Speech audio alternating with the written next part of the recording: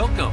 I'm Doug Morgan, and you're listening to Uncommon Sense, where we hunt for the truth in the topics you're not supposed to talk about, Christianity and politics.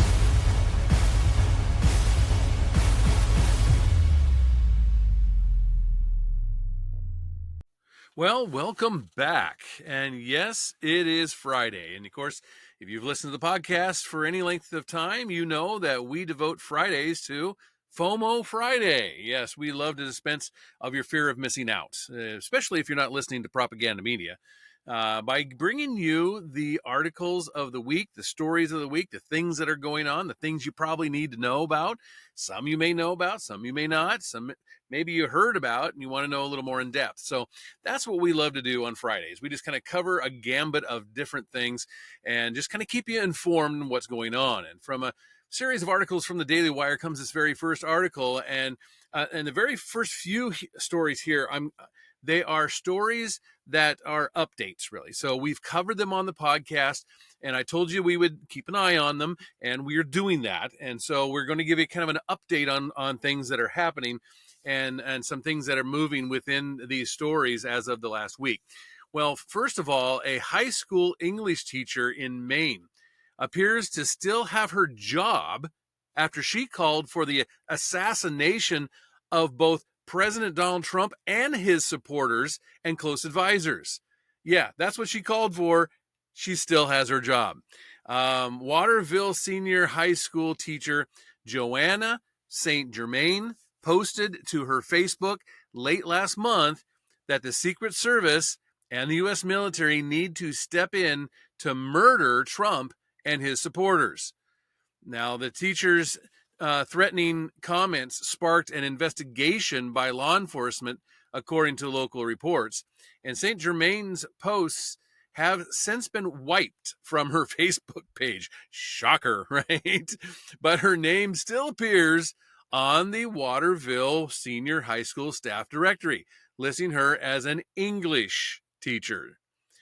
Well, the Daily Wire reached out to Principal Dr. Brian Laramie for clarification on St. Germain's current employment status. But, of course, you guessed it.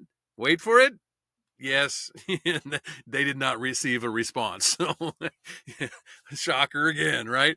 Additionally, a parent of a student at Waterville reportedly recorded a conversation with staff at the school who allegedly said St. Germain had not been fired and is welcome to teach, though she has not been back to the school since calling for the murders.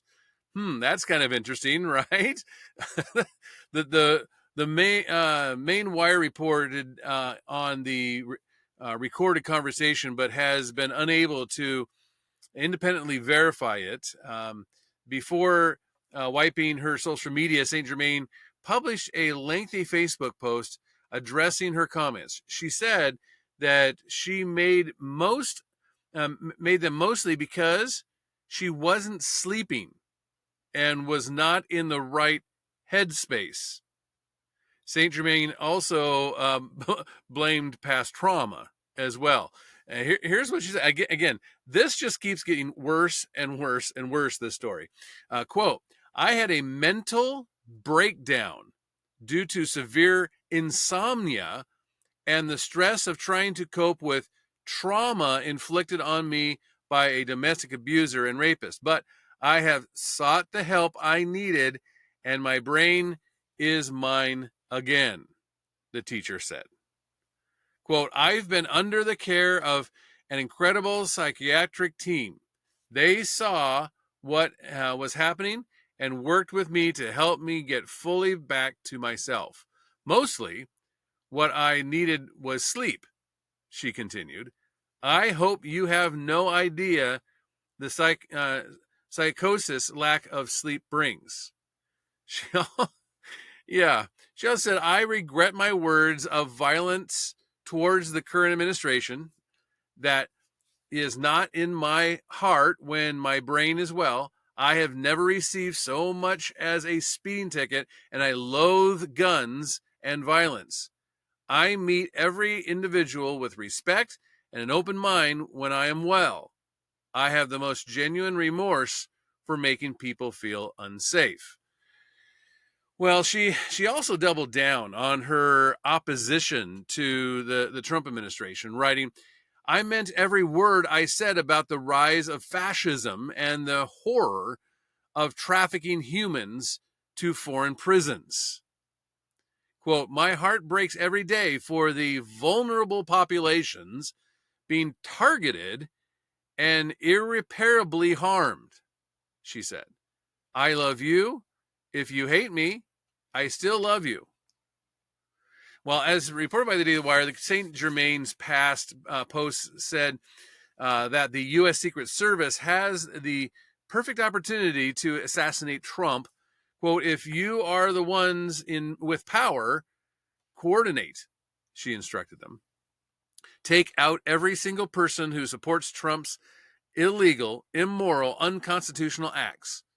Look at the sycophants and sycophants, and give them what they're asking for. Quote, Secret Service, you are Americans. My beloved military, you are Americans. We, the people, are counting on you. This is what St. Germain said. And she added, if I had the skill set required, I would take them out myself.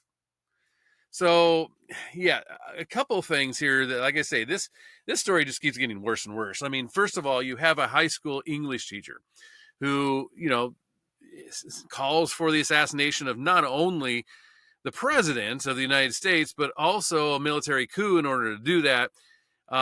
She also calls for his administration to be killed and also his supporters, which, of course, is over half the country. But anyway, beyond that, that was the initial story that we reported on. But then she comes out and says, well, I had a mental breakdown, and that's why I did it. But I still want to teach your kids. So let's see. She's having a mental breakdown. She claims that it was mostly because of insomnia. And she claims that some of it was because of her past. And she still wants to teach your kids, even after calling for the assassinations of many people. And then on top of it, if that wasn't the worst part of this story, then what do you have? Well, the school district saying, oh, okay, yeah, you're welcome to teach here. And again, if that wasn't bad enough, then you also have them saying, oh, well, you're having a mental breakdown? Great, just go ahead and stay home. We'll pay you for not working for the rest of the year, it looks like. I mean, this is ridiculous. This is absolutely ridiculous. This is just reason number 1,469 of why you need to homeschool your kids. It's just, I mean, I could devote an entire podcast day after day after day to just reasons why you need to homeschool your kids and why the public school system is failing. This is a great example of it. Again, it's just one example. It's just one school district. But this is the kind of thing that's happening within the public schools. This is, again, I'm not using an umbrella to cover all teachers. Okay, I'm not saying every teacher in the public school system is like this.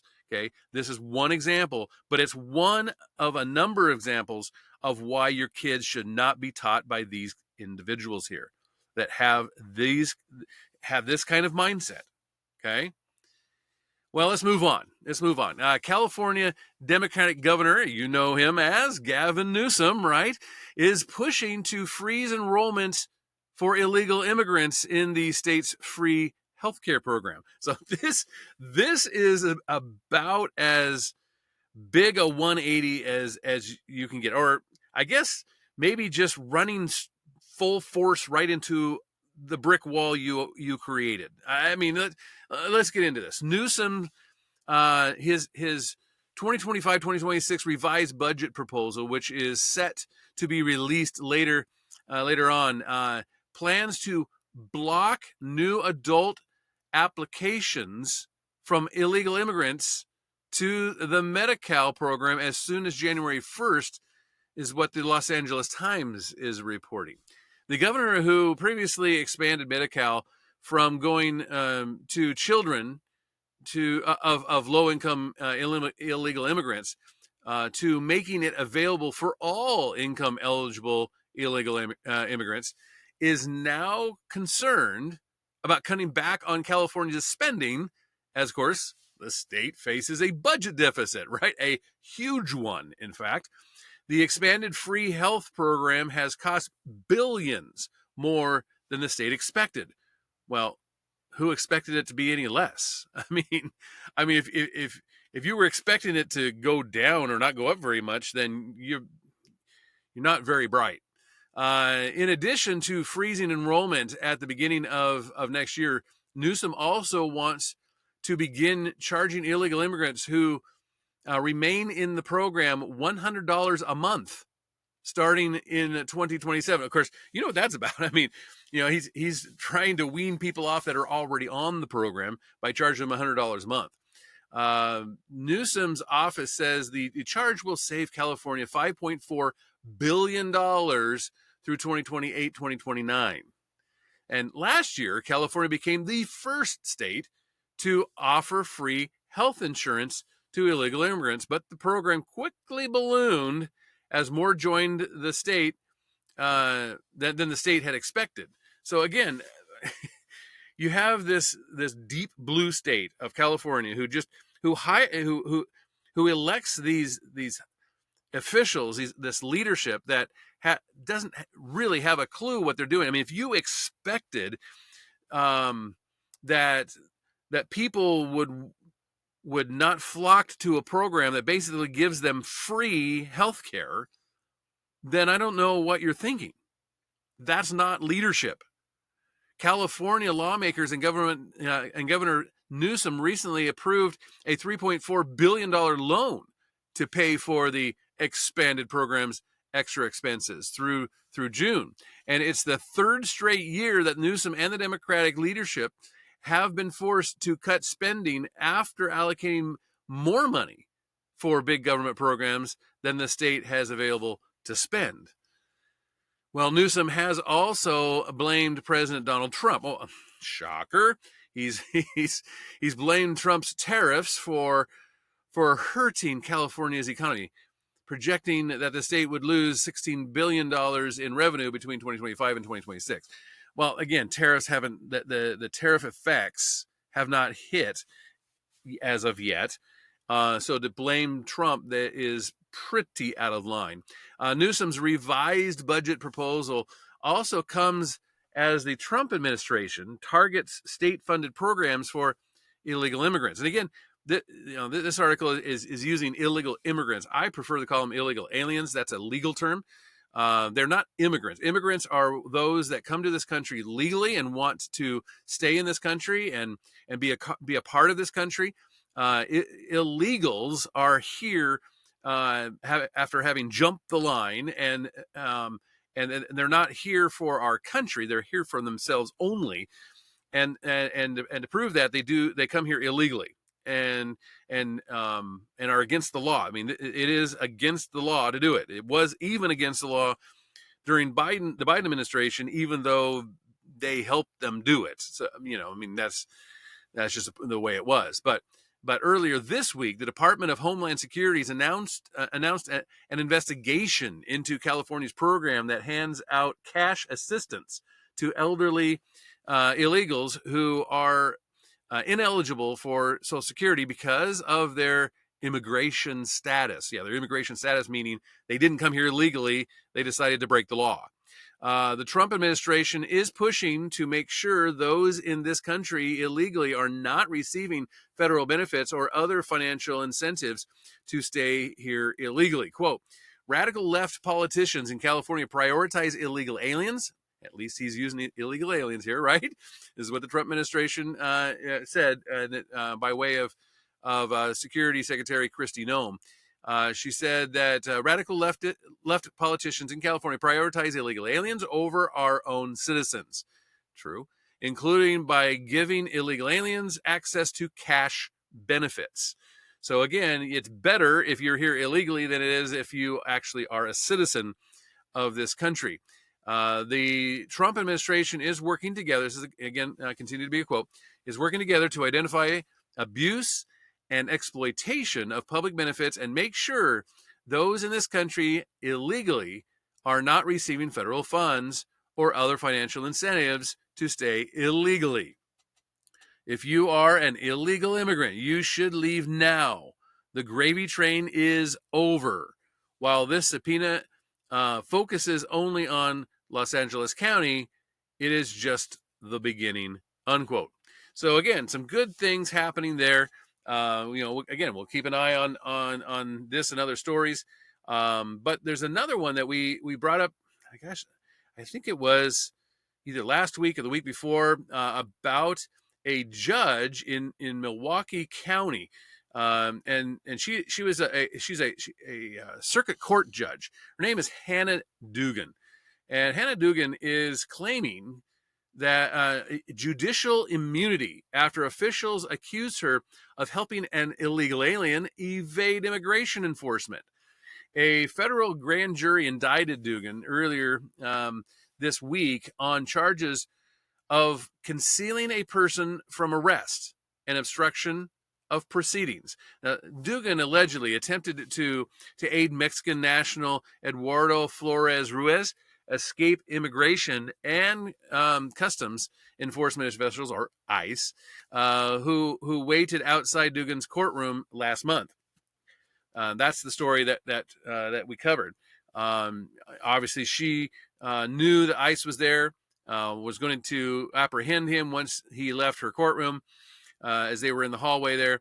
And so she let him out a back way to try to escape ICE. They eventually caught him anyway. But anyway, quote, the problems with this prosecution are legion. But most immediately, the government cannot prosecute Judge Dugan because she is entitled to judicial immunity for her official acts. Immunity is not a defense to the prosecution to be determined later by a jury or a court. It is an absolute bar to the prosecution at the outset. That's what a Wednesday filing from Dugan's attorney said. And again, what they're saying in legal terms here is they're saying that she can basically do anything she wants in her court, that you can't tell her that she can't do something in her own court. And so because she let him out the back door or whatever and to try to evade ICE, that was in her course of duty as a judge. And of course, that's a pretty weak argument. I mean, maybe the only one she has, but it's pretty weak. Dugan's attorney said the charges brought by the Department of Justice violate the U.S. Constitution's 10th Amendment about powers reserved to the states. Quote, the immunity and the federalism issues just must be resolved swiftly because the government has no basis in law to prosecute her. The prosecution against her is barred. The court should dismiss the indictment. That's what the filing stated.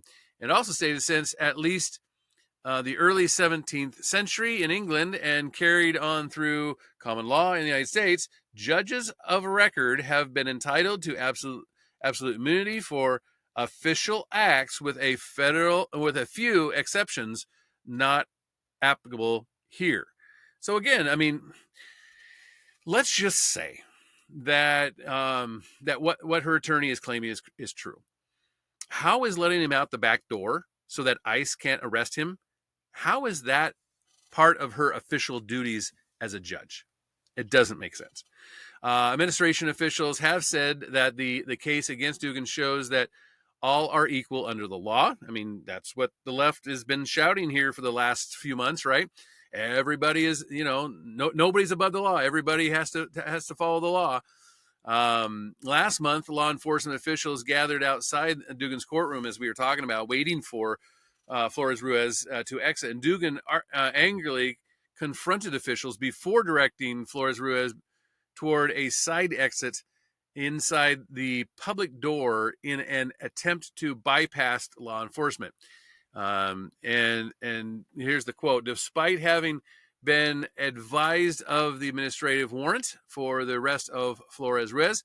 Judge Dugan then escorted Flores Ruiz and his counsel out of the courtroom through the jury door, which leads to a non-public area of the courthouse. That's what the complaint said against Dugan. Quote, "Shame on her." This is what Attorney General Pambondi said last month. She said it was a domestic violence case of all cases, and she was protecting a criminal defendant over victims of the crime. So again, we'll keep an eye on that. We'll see if justice does win out here, or if she's going to get off because she's basically a judge. So here's a news story for you, and I found it kind of interesting. I told you that since the election of Donald Trump, things are getting better. I mean, before that, I know some of you kind of were a little down in the dumps about the way that things were heading, but the winds of change have turned in a lot of ways. And here's just one sign of that. Transportation Secretary Sean Duffy announced Thursday that he was moving a historic painting of Jesus back to a place of prominence at the Merchants Marine Academy after the Biden administration relocated it to the basement. Yeah, they put the painting in the basement. Duffy said in a video address to midshipmen that the World War II era painting, and it's the painting called Christ on the Water. So it depicts him walking on the water with a boat there and everything. It appeared to sailors adrift at sea, but Jesus is there to help them. Would be returning to its original location at the Merchants Marine Academy in Kings Point, New York.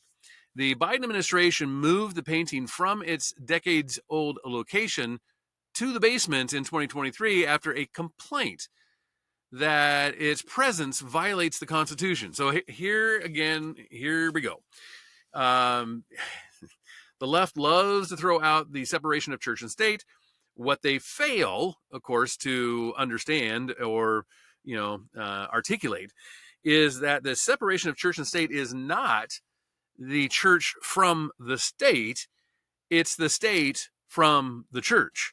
So that's what's constitutional. You cannot, as a government entity, come in and tell the church what they can and cannot do, basically.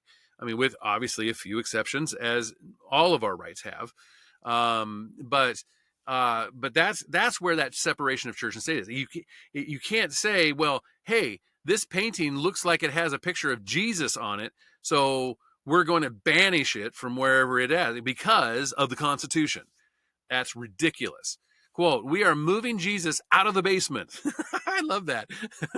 "To all the great midshipmen at the Merchants Marine Academy, you let me know how important this painting was to all of you." This is what Duffy said in the video, which was shared with the Daily Wire, by the way. Now, this is a quote, we all know it was taken out of a place of prominence and put down in the basement.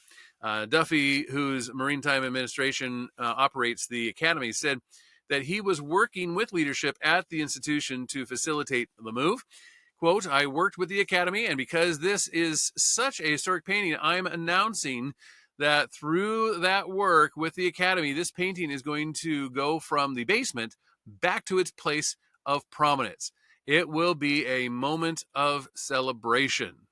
By the way, Duffy is a Catholic, by the way, practicing Catholic. Christ on the Water was completed in 1944, by the way, by artisan Hunter Woods, who joined the Coast Guard just 10 days after the Japanese. Woods saw action in North Africa before working on the Coast Guard Combat Artist Unit. And in 1947, his painting was installed at the Merchants Marine Academy's Wiley Hall Elliott Sea Room. It was displayed at the location for almost 80 years, and it was displayed at that location for all that time until the Biden administration moved it because of the complaint saying that you can't have Jesus in anything government. Duffy said that the painting will be returned to its original location, of course, being the Elliott C room. Last month, he received a vigorous round of applause from the midshipmen at the Merchants Marine Academy after he called for the painting to be restored to its original location. So yeah, I mean, this is really good. I mean, even like Ted Cruz and some of these guys sent letters last week to Duffy praising him for the plans to move the painting. And again, it's just another instance of government overreach and leftists who don't believe in God that want to try to drive any kind of reference of God out of government whatsoever. Well, wanted to cover. Many of you have asked to have me cover celebrities and that type of thing, and I've told you I'm not really a celebrity guy. I don't really keep up on real well, but I tried to work in some things, and I do follow a lot of sports and athletics and that type of thing, and this one kind of crossed over both, so I wanted to give this to you in a historic decision. Rob Manfred, he's the commissioner of Major League Baseball, and he announced on Tuesday that any punishment of people banned from the game ends with their deaths, leaving open the possibility that legendary slugger Shoeless Joe Jackson and the all-time hits leader Pete Rose could be elected to the Baseball Hall of Fame. So if you've followed this at all, this has gone on for years.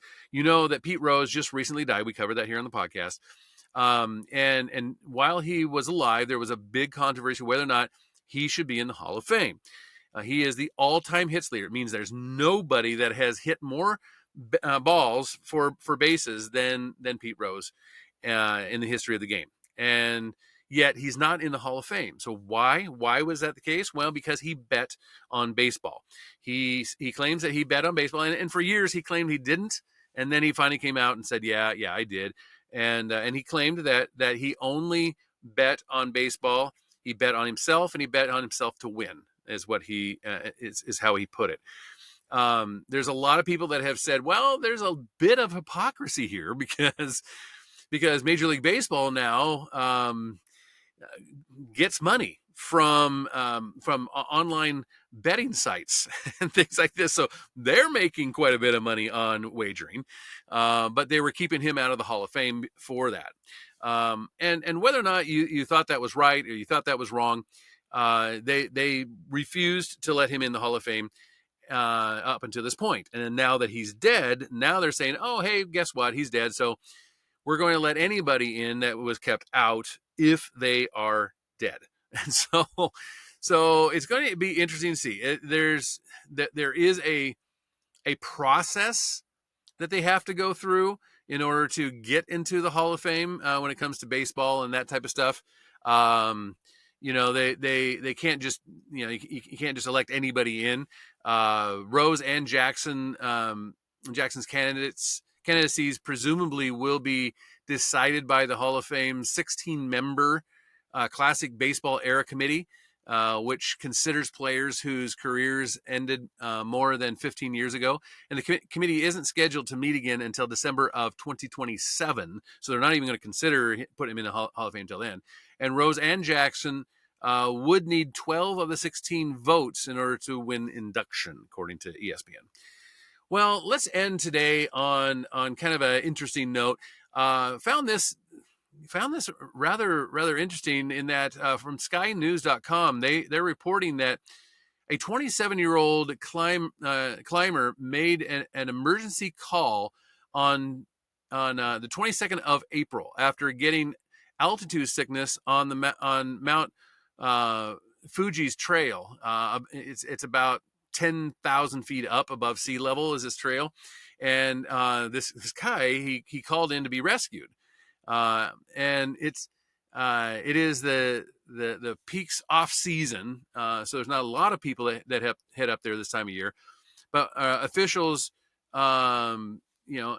say because of the weather and things like that, you probably shouldn't go up there at this time. But they were called and they rescued a guy and got him, brought him back down. But 4 days later, police said they received another call to the mountain after the student who they're not naming at this point returned to look for his phone and a few other belongings. So he gets rescued because of this altitude sickness, and then he decides 4 days later, well, I should probably go back up there to get my phone and a few other things that got left there. They said another climber found him there unable to move after he apparently developed altitude sickness for a second time.